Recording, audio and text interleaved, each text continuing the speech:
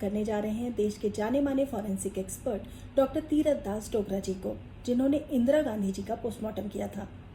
जी हाँ, देश की पूर्व प्रधानमंत्री इंदिरा गांधी जी की हत्या का मामला हो या फिर आरुषि हेमराज केस हो, इसके अलावा Nithari killings, Ishrat Jahan case, Bilkis Bano case, Sohrabuddin Sheikh case और गोधरा वायलेंस, इस तरह के तमाम बड़े केसेस में डॉक्टर डोगरा ने बहुत ही अहम भूमिका निभाई है।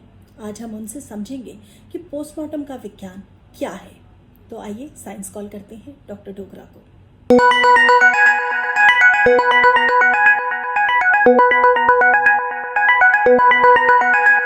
हमारे साथ जुड़ गए हैं डॉक्टर डोगरा। आपका बहुत बहुत स्वागत है। थैंक यू, धन्यवाद। सबसे पहला सवाल जो कि मुझे लगता है, हम जब पोस्टमार्टम के विज्ञान की बात करने की बात कही है मैंने, तो लोगों के जहन में भी आ रहा होगा कि आखिर ये पोस्टमार्टम का मतलब क्या है और ये कैसे किया जाता है। पोस्टमार्टम, जैसा कि आपने शब्द ही बोला, ये दो शब्द हैं, पोस्ट और मार्टम। तो पोस्ट का मतलब होता है बाद में, और मार्टम कहते हैं मृत्यु को। जी। एक्चुअली संभवतः ये शब्द मृत्यु से ही बना होगा, इंडो यूरोपियन लैंग्वेज का वर्ड है, तो इसका मूल धातु शब्द शायद मृत्यु रहा होगा। और मार्टम जो है वो मृत्यु, यानी कि मृत्यु के बाद की परीक्षा जी, या मृत्यु के बाद का निरीक्षण, वो पोस्टमार्टम हो गया। हम हर केस में तो पोस्टमार्टम नहीं करते, बहुत नहीं, कॉमन। हर केस में पोस्टमार्टम नहीं होता। जहाँ पे डेथ सर्टिफाइड है, नेचुरल है, किसी तरह का कोई सस्पिशन नहीं है, कोई संभावनाएं नहीं है, अप्राकृतिक संभावनाएं नहीं है, तो वहां पे हम पोस्टमार्टम नहीं करवाते। लोग तो हर रोज मरते हैं, सभी मरते हैं, सभी को मृत्यु तो सभी को होना ही है। जी। जहां पे मृत्यु के कारण पे शक होता है, तो वहां पे मृत्यु का कारण जानने के लिए ये पोस्टमार्टम की व्यवस्था है। जी। कानून में ऐसा कहीं नहीं लिखा है कि आपको ऐसे करना है, ऐसा नहीं है। परीक्षण है, आप कर लीजिएगा। तो पुराने टाइम में जैसे क्या है कि ये भी होता था कि भाई खाली एक्सटर्नल पोस्टमार्टम एग्जामिनेशन से भी अगर वो सेटिस्फाइड है डॉक्टर कि भाई ये कॉज ऑफ डेथ इसका बनता है, और मुझे खाली एक या दो कमेटी खोलनी चाहिए, हेड खोलना चाहिए, चेस्ट खोलना चाहिए, और करके तो काम चल जाता था, लोग मान लेते थे, विश्वास की बात हुआ करती थी। तो लेकिन कालांतर में धीरे धीरे ऐसा हुआ कि प्रश्न उठने लगे, भाई आपने ये क्यों नहीं किया, वो क्यों नहीं किया। तो अब डॉक्टर भी अपनी मर्जी से क्यों लिमिट करेगा चीज को, तो वो सारी तीनों पूरी बॉडी खोल देता है। चेस्ट बॉडी के मेन जो कैविटी है वो हेड है, चेस्ट है, एब्डोमेन है, तो पूरा ऊपर से लेके तीनों को खोल करके, और गले को, गला भी साथ में, तो वो सारा कुछ खोल के, सारा बॉडी खोल करके और सारा कुछ अपना देख लेता है। और अकॉर्डिंगली उसकी फाइंडिंग्स, तो यानी कि वो कपड़ों के एग्जामिनेशन शुरू करेगा कि कपड़ों में क्या फाइंडिंग है, फिर बॉडी पे क्या फाइंडिंग, एक्सटर्नल इंजरीज क्या है, क्या दिख रहा है उसको, वो इंजरी भी हो सकती है, डिस्कलरेशन हो सकता है, कुछ भी हो सकता है। फिर उसके बाद में वो इंटरनल बॉडी को खोल करके और अंदर के जो ऑर्गन्स हैं उन सबका एग्जामिनेशन करेगा। जो पोस्टमार्टम रहता है उसका मुख्य रूप से जो ऑब्जेक्टिव होता है, हम करते हैं नंबर 1 कॉज ऑफ डेथ पता चलाने के लिए कि भाई आदमी कैसे मरा है ये, ठीक है ना। और दूसरा होता है भाई किस तरह का कोई वेपन या जो हथियार जो है वो किस तरह का उसको यूज किया गया। फिर जो उनकी इंजरीज हैं किस तरह के हैं, वो सफिशिएंट टू कॉज डेथ हैं कि नहीं हैं, या वो है। फिर कोई पॉइजन या फायरआर्म या किस तरह का वेपन जो उपयोग में लाया गया है वो, तो ये मुख्य रूप से सवाल होता है। फिर होता है कि टाइम सिस्टम, कितने टाइम से उसकी डेथ हुई है। अब कई बार तो संभव होता है कि आप इमीडिएटली बता सकते हैं कि भाई ये, बहुत बार आपको खास करके जब विसरा वगैरह प्रिजर्व करते हैं तो वहाँ पे कई चीजें, कॉज ऑफ डेथ और टाइम से डेथ, बहुत से लोग पेंडिंग रख लेते हैं, क्योंकि स्टोमक कंटेंट जैसे होते हैं उनका बड़ा रोल रहता है डिसाइड करने में कि भाई कितने, कि भाई खाना अगर आदमी मान लो 10 बजे खाया है तो करीबन 4 से 6 घंटे लगते हैं पेट को खाली होने में, खाना डाइजेस्ट होने में। 2-3 घंटे लगते में डाइजेस्ट हो जाता है, सेमी लिक्विड हो जाता है, आप आइडेंटिफाई नहीं कर सकते उसने क्या खाया, एक सेमी सॉलिड सी चीज बन जाएगी। फिर बाद में धीरे-धीरे वो खाली हो जाएगा। तो वो आप वो आपको थोड़ा मदद करता है कोरिलेशन करने में टाइम सेंस डेथ में। तो कई बार डिले भी किया जा सकता है, जैसे अब आपने उसी स्टोमक को पूरा बांध के आपने केमिकल एनालिसिस आपने सोचा कि इसकी एनालिसिस करवानी जरूरी है, और जब एनालिसिस आ जाएगी और मुझे पता चलेगा कि इसमें कोई जहर नहीं है या कुछ नहीं है, या खाना किस स्थिति में था, म्यूकस मेंबर अंदर म्यूकोसा किस स्थिति, तो उसको हिसाब लगा के मैं इसका बाद में कैलकुलेट करूंगा, तो मैं वो रोक सकते। तो ये सारे डिस्क्रिप्शंस जो है वो सिचुएशनल हैं। जो पोस्टमार्टम रिपोर्ट है उस पर टाइम ऑफ डेथ लिखा होना कितना देखो, जरूरी है आगे के इन्वेस्टिगेशन के मेरे लिए? पास मैंने आपको बताया कि जो अक्सर तय हम काजल मृत्यु लिखते हैं वो भी जरूरी, बिना काजल मृत्यु के आप प्रोसीड कैसे करोगे? टाइम ऑफ डेथ भी जरूरी है, ठीक है, injury sufficient to cause death है कि नहीं वो भी जरूरी है, किस वेपन से हुई वो भी जरूरी है, बट ये सब वेरी करेगा केस टू केस। अब अगर आप मान लीजिए आप सोच रहे हैं कि मुझे पेट से कोई ऐसी इंफॉर्मेशन मिलने वाली है कि मेरा टाइम से डेथ चेंज होने वाला है, मैंने स्पेशली स्टोमक जो है उसका पूरा का प्रिजर्व कर लिया, देखा नहीं और कहा कि नहीं इसमें कुछ पॉइजन हो सकता है कि वो रूल आउट, और सेकेंडली स्टोमक कंटेंट किस स्थिति में है तो वो मुझे पता चल जाए, फिर मैं टाइम से डेथ दूंगा तो मैं उसको पेंडिंग कर दूंगा। तो वो डॉक्टर की चॉइस है। विसरा क्या होता है और पोस्टमार्टम में ये विसरा बहुत कुछ नहीं इतना है, जरूरी क्या है? जी, विसरा जो है हमारे इंटरनल ऑर्गन्स हैं। ओके। विसरा का मतलब हमारे इंटरनल ऑर्गन्स, हमारा पेट है विसरा है, हमारे फेफड़े हैं वो विसरा है, लीवर है विसरा है, किडनीज है विसरा है ना। तो अक्सर साधारणतः हम क्या करते हैं कि एक तो स्टोमक रख देते हैं, क्योंकि जो भी चीज खाई होगी तो पहले स्टोमक में जाएगी, स्टोमक से एब्जॉर्ब होके जाएगी कहाँ, लीवर में, तो थोड़ा लीवर रख लेते हैं, क्योंकि लीवर में कोई भी चीज जाकर के लीवर में मेटाबोलाइज होती है, तो इसलिए लीवर का रख लिया जाता है। फिर लीवर में मेटाबोलाइज होकर बाहर कहाँ से आएगी, किडनी से आएगी, तो किडनी दो होती हैं तो इसलिए आधा आधा पीस किडनी का रख लेते हैं, एक स्मॉल इंटेस्टाइन का पीस भी रख लेते हैं। तो रूटीन केस में तो ये विसरा हो गया आपके, लेकिन कुछ रख केसेस में लेते हैं मतलब आप इसको प्रिजर्व कर लेते हैं? प्रिजर्व करते हैं, जी जी एक सोल्यूशन बनाते हैं, इसका साल्ट का सोल्यूशन होता है, saturated solution of common salt जो है। सैचुरेटेड मीन्स पानी में डालते जाओ, घोलते रहो, जो नीचे बैठना शुरू हो जाए तो सैचुरेट हो गया, जी। फिर उसमें विसरा डाल दो। तो आप विसरा डालेंगे तो क्या करेंगे, नमक की एक बड़ा गुण है, वो पानी को अपनी तरफ खींच लेता है, तो सैचुरेटेड सॉल्यूशन में डाल देंगे तो जितना विसरा के अंदर पानी वाटर है वो उसको ड्रॉ कर लेगा, और जैसे उसमें वाटर ड्रॉ हो जाएगा तो वो फिर आगे खराब नहीं होगा। विसरा एनालिसिस मीन्स उसकी एनालिसिस करके ये पता करना कि भाई उसमें कोई पॉइजन वगैरह तो नहीं है, depending upon the nature of the poison. कुछ पॉइजन ऐसे हैं जो ब्रेन पे असर करते हैं तो उसमें ब्रेन भी रख लिया जाता है, कुछ हैं जो खाली स्पाइनल कॉलम पे, स्ट्रिक्निन वगैरह स्पाइनल कॉलम जो होता है उस पर इफेक्ट करते हैं तो उसमें स्पाइनल कॉलम रख देते हैं।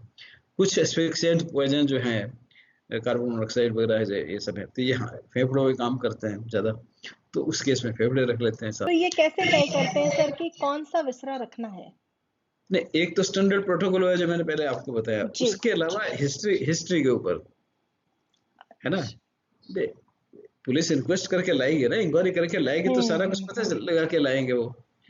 तो अब मान लीजिए किसी ने कहा भी ये रात को सो रहे थे, अंगीठी जल रही थी, 4 लोग सो रहे थे और अंगीठी लगा के कमरा बंद करके चारों तरफ सो गए, तो नेचुरली आपके मन में संभावना जाएगी कि कार्बन मोनोऑक्साइड से मर गया ये। तो उस केस में कार्बन मोनोऑक्साइड के और भी टेस्ट ब्लड में भी सब जगह है, पर आप सोचेंगे चलो मैं फेफड़े भी रख लेता हूँ इसके, या कार्बन डाइऑक्साइड से है तो आपने कहा चलो ये लंग्स भी रख लो, है ना। तो वो आपका निर्णय जो है सर्कमस्टांसेस पे डिपेंड करते हुए आप उसको निर्णय लेते हो। जब पोस्टमार्टम आप लोग करते हैं, आपने बोला पूरी बॉडी हेड टू टो आप खोलते हैं, कितने कट्स लगते होंगे सर किसी बॉडी में? इसमें एक ही कट लगता है। देखिए अच्छा। आपको बड़ा आश्चर्य, हम लोग जो अपने रूटीन में फॉलो करते हैं, सिर्फ चिन से लेके और पीबीस तक सिर्फ सिंगल लाइन कट होता है, बाकी सब चीज नीचे रखी है एब्डोमेन में या चेस्ट में या आपकी ये है, सिर्फ एक स्कल को छोड़ के बाकी सारी चीजें आपस में जुड़ी होती हैं। आप जबान को खींच के सिर्फ सारे के सारे विसरा एक साथ एक मास में, है ना, वो सारे के सारे यूं के बाहर आते हैं, क्योंकि कोई रस्सी से बांध के वहां लटके हुए नहीं है, अंदर कोई भी ऑर्गन हमारा। है ना, वापस में एक दूसरे से लिगामेंट से जुड़े हुए हैं और लूज एलुलर टिश्यू से साथ में बॉडी के साथ में अटैच्ड हैं, और उसको सेपरेट करने के बड़ा थोड़ा सा फोर्स चाहिए। समझ लिए 1 किलो मात्र का फोर्स, तो आप ऊपर से लीजिएगा या खींचते जाइएगा, सिर्फ डायफ्राम पे जगह आएगी तो डायफ्राम को हम पहले काट देते हैं, तो पूरा का पूरा विसरा सच बाहर आ जाता है। तो एक तरीका तो ये होता है। दूसरा ये होता है कि आप बजाय इसके अलग अलग ऑर्गन्स को एक एक को निकालें, पहले हार्ट निकाल लिया, फिर लंग्स निकाल लिए, फिर वो कर लिए साथ में, लेकिन उसमें ज्यादातर चेस्ट के ऑर्गन पहले एन ब्लॉक निकाल लेते हैं, एब्डोमेन के एन ब्लॉक अलग से निकाल लिए, फिर उनका अलग से कर लिया, और उनका निकालना बड़ा आसान होता है। इट्स नॉट डिफिकल्ट वर्क कि वहां को बड़ी ताकत लगानी पड़ती है आपको या कुछ ऐसा करना पड़ता है, इट इज नथिंग। ठीक है ना, बॉडी जो है वो इतना परफेक्ट और एट द सेम टाइम इतना simple arrangement of the nature है कि ये सारा काम बड़ा आसानी से हो जाता है, तो उसमें कोई बहुत बड़ी दिक्कत वाली बात नहीं होती है। हाँ, दिक्कत है आपके निर्णय लेने की, है ना, आपकी कैपेबिलिटी और कैपेसिटी टू जज द थिंग्स। तो उसके लिए आपको ज्ञान की, नॉलेज की, एक्सपीरियंस की जरूरत होती है। बॉडी में सारे ऑर्गन्स फिर वापस डाल दिए जाते हैं, फिर उसको जब बॉडी को आपको देना अगर है जो ऑर्गन्स तो विश्राम में रखे जाते हैं वो रख लिए जाते हैं जी। कुछ ऑर्गन्स की हिस्टोपैथोलॉजी करनी होती है। Histopathology means microscopic examination under microscope, उनको भी थोड़े छोटे छोटे टुकड़े रख लेते हैं। जो आपने रखना नहीं है जी, जो 90% केसेस में बॉडी का कोई ऑर्गन रिटेन नहीं किया जाता, वो वापस उसी में रख दिया जाता है। जहाँ ऐसा स्थिति जो है, जहाँ जिस साइड से निकाला उसी साइड पे वापस कर दिया जाता है, बॉडी को स्ट्रेच कर दिया जाता है। स्ट्रेच करके हम पुलिस देते हैं, पुलिस वाले रिलेशन रिलेटिव को दे। आंखों का भी कोई रोल होता है? आप लोग आंखें जैसे ब्रेन का करते होंगे, आप लोग कट लगाते हैं मैंने ब्रेन वही कहा ना, को। हर चीज का रोल है। हाँ अब मान हाँ, लीजिए किसी का ये क्वेश्चन हो गया कि उसके ब्रेन ट्यूमर था इसलिए एक्सीडेंट हो गया, अच्छा भी देखना पड़ेगा उसे हमें। किसी ने कहा ये तो ब्लाइंड था, इसको तो आई का ट्यूमर था या फला चीज थी, ठीक है, तो आपको आंख भी देनी पड़ेगी। तो वो डिपेंड करेगा कि केसेस पे उस डिपेंड करता है। केस टू केस सर्कमस्टांसेस क्या हैं, परिस्थितियां क्या हैं, है ना, तो उसके हिसाब से उसको मतलब उस पर निर्णय लिया जाएगा। किसी भी पोस्टमार्टम को जब आप करते हैं तो मौत के कितने समय के बाद तक पोस्टमार्टम किया जा सकता है? एक कोई कोई सीमा टाइम नहीं है, रेंज कोई होता है? सीमा नहीं है। 5000 साल पुरानी भी डेड बॉडीज जो है इजिप्ट में, उनका पोस्टमार्टम किया है लोगों ने, ये 4-5 उससे हजार हमें पुरानी बात। रिजल्ट्स मिलते हैं, जो और रिजल्ट्स हमें और और चाहिए। और उन्होंने उनकी आइडेंटिटी एस्टेब्लिश की है और डीएनए भी निकाला है उनसे, डीएनए निकाल के उनकी पैटर्निटी भी उन्होंने एस्टेब्लिश की है। तो ये कोई टाइम लिमिट नहीं है, है ना। निठारी में तो हमको क्या मिला है, छोटी छोटी हड्डियों के टुकड़े और मांस के टुकड़े, ये इकट्ठे हमने करके और 21 आदमियों की बॉडीज बना करके, और उसमें कितने याद नहीं है 14-15 कितने की आईटीवी एस्टेब्लिश कर दी डीएनए निकाल के। तो वो तो आप पे डिपेंड करता है कि आप कितनी मेहनत कर सकते हैं, कितने आपको एक्सपीरियंस है, कितना आपको उस चीज के बारे में पता है, तो उस बेसिस के हिसाब से आप उसको रिकंस्ट्रक्ट चीजों को कर सकते हैं। निठारी केस काफी चैलेंजिंग रहा होगा सर, जो आपने अभी जिक्र किया। नेचुरली चैलेंजिंग तो देखिए, दूसरा का था, हम लोगों के लिए हर केस केस होता है। हम्म, किसी में कम काम करना पड़ता है, किसी में ज्यादा काम करना पड़ता है। तो नहली जैसे केस में हमको ज्यादा काम करना पड़ा, 3 महीने लगातार हम लोग दिन में 12 घंटे काम करते थे, क्योंकि इतने सारे मांस के हड्डियों के टुकड़े, तो उनको वापस रिकंस्ट्रक्ट करना, 21 बंदे उसमें से तैयार करना, it was not a small thing. तो हमको 3 महीने लगे। ठीक है, ऐसे बहुत से केस हमने किए हैं जहाँ पे 2-2, 3-3 महीने तक हम लगे रहते हैं, दिन रात सुबह से लेकर शाम तक। अब भंवरी बाई का केस किया था, जो भी मेरी एविडेंस भी मैं देखे आया जोधपुर में, तो उसमें क्या था, इतनी सी हड्डियां, मतलब इतनी सारी हड्डियां लाए थे वो ढूंढ के नदी में से, नहर में से निकाल के, राजस्थान केनाल में से, उसमें सारी एनिमल्स की हड्डियां थी। एक टुकड़ा, एक हड्डी का 1 इंच से कम, जिसमें भी वो आधा जला हुआ था,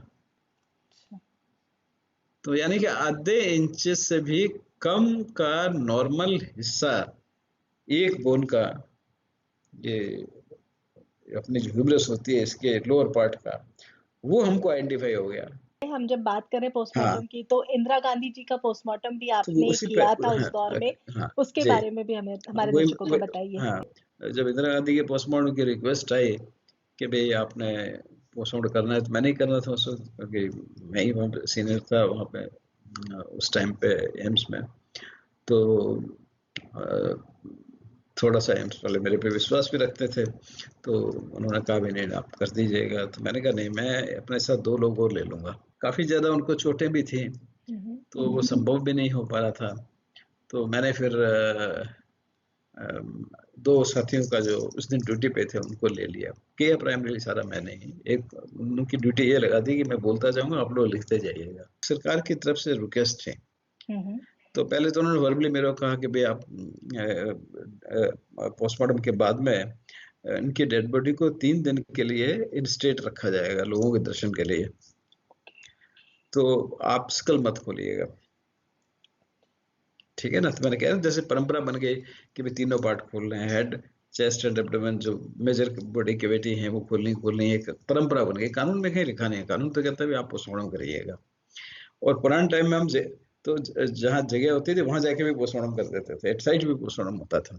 आज भी कुछ लोग एट साइड पोस्टमार्टम कर देते हैं, तो उसके लिए कोई ऐसा वो नियम नहीं था।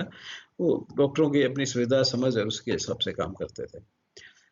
लेकिन ये क्योंकि एक प्राइम मिनिस्टर का मामला था, और तो फिर हमने बड़ा सोच समझ के मैंने कहा भाई ऐसा है कि ठीक है, अगर आप कहते हैं तो पहले बॉडी का प्रिलिमिनरी एग्जामिनेशन किया, तो उनकी सारी चोटें जो थी वे यहाँ से निप्पल से लेके और मैक्सिमम चोटें नी के बीच में थी, और ऊपर कोई किसी तरह की चोट नहीं थी। और उनको ऑपरेट भी किया गया था, करीब काफ़ी ऑर्गन्स उनके खोल के देखे भी गए थे, काफ़ी 30 गोलियां लगी थी। तो उस सबको देखते हुए हमने कहा कि सिर्फ खोलने की आवश्यकता नहीं है इसमें। मैंने कहा ठीक है, मैं कल नहीं खोलूंगा, मान गया, लेकिन मुझे आपको राइटिंग में लिख के देना पड़ेगा। तो कल को मेरे को कोर्ट पूछेगा, सुप्रीम कोर्ट तक पूछा, सुप्रीम कोर्ट में क्वेश्चन रेज हुआ आपने स्कल क्यों नहीं खोला, तो हमने उसके कारण दिए ऐसे लिख के भी, हमने इसलिए स्कल नहीं खोला।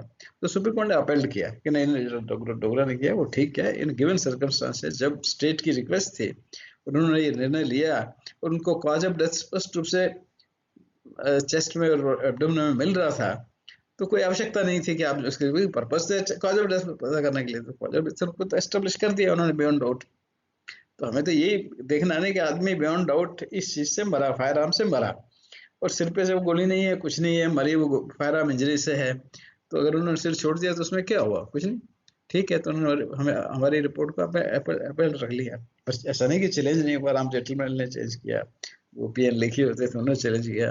इस डॉक्टर को जिसको कुछ पता नहीं था, 2 बजे में पोस्टमार्टम कर रहा है, तब तो कोई सीन पे भी गया नहीं था, इसने कह दिया 30 गोलियां लगी हैं, तो इसको कितने कैसे पता चला इसको 30 गोलियां लगी? और वहां काउंट की, जब वहां पे गोलियों की जो फायर की थी वो तो दुखें वहीं पड़ी थी ना, तो वहां वो जाके सेकंड थर्ड डे जाके लोगों ने काउंट वहां काउंट की, जब वहां पे गोलियों की जो फायर की थी वो तो दुखें वहीं पड़ी थी ना, तो वहां वो जाके सेकंड थर्ड डे जाके लोगों ने काउंट किए हैं।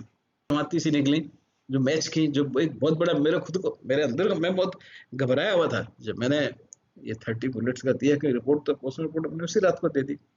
लेकिन मुझे पता था कि कल ये सारी वहाँ गोलियां वोलियां सभी इकट्ठी होंगी, सब होगा, मैचिंग होगी, कि एक पास स्टन गन थी, एक पिस्टल थी, तो दोनों के वो तो कारतूस तो वहीं पड़े हैं, तो ये सारा मैचिंग होगा, और मेरा मैचिंग नहीं हुआ अगर उनके साथ में, तो मैं तो मारा गया। मान लो मैं कहता हूँ कि 30 गोलियां लगी और वहां निकला 60 या 50 या 40, तो बाकी कहाँ गई? तो मेरे को जवाब देना होगा ना। लेकिन वो एक्यूरेट था पुजारी, लेकिन by the grace of God जो है वो एग्जैक्टली एक्यूरेट, एक बुलेट का सिर्फ फर्क पड़ा था, 31 चली थी। तो फिर मैं खुद वहां पे गया, जाकर देखा, तो इंदिरा गांधी जो थी उनकी आदत थी बड़ी अच्छी, she was actually very Payas lady. तो वो छत पे उन्होंने एक तसला रखा हुआ था पानी का, जिसमें रोज सुबह खुद जाके पक्षियों के लिए पानी डाल के आते थे। तो वो एक गोली जो उनको मिस कर गई वो तसले में जाके कर गई। तो मैं गया ऊपर चढ़ा, तसला देखा, अंदर देखा कुछ चमक रहा है, देखा वो गोली, मैं बड़ा खुश हो गया, मेरा हिसाब पूरा हो गया। फ्यूचर क्या देखते हैं आप पोस्टमार्टम का, ये समझना चाह रहे देखिए हैं? उसको क्या बोलते हैं, वर्चुअल ऑटोप्सी बोलते हैं। तो ये कॉन्सेप्ट कैसे आया कि जब ये सीटी स्कैन, एमआरआई ये सब आए, तो कुछ लोगों ने कहा कि साहब बॉडी को खोलने की क्या जरूरत है, उसकी एमआरआई कर लो, सीटी स्कैन कर लो, एक्सरे कर लो, और आजकल तो वो लेजर एक्सरे पता नहीं क्या क्या आने लगे, तो भाई वो उनसे पता कर लो। लेकिन इन प्रैक्टिस क्या होता है, मैंने एक केस किया था मालदीव्स का। तो मालदीव्स में उनके पास पोस्टमार्टम फैसिलिटी नहीं थी, लेकिन सीटी स्कैन वगैरह सब थे, तो उन्होंने ये वर्चुअल ऑटोप्सी कर दी। और जब उस एक्चुअल बॉडी को खोला गया तो फाइंडिंग्स बिल्कुल डिफरेंट थी।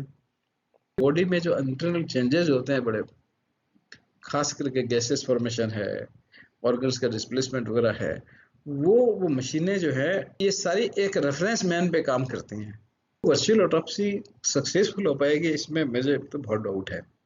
Thank you so much for joining us for this interview. Thank you, God bless you.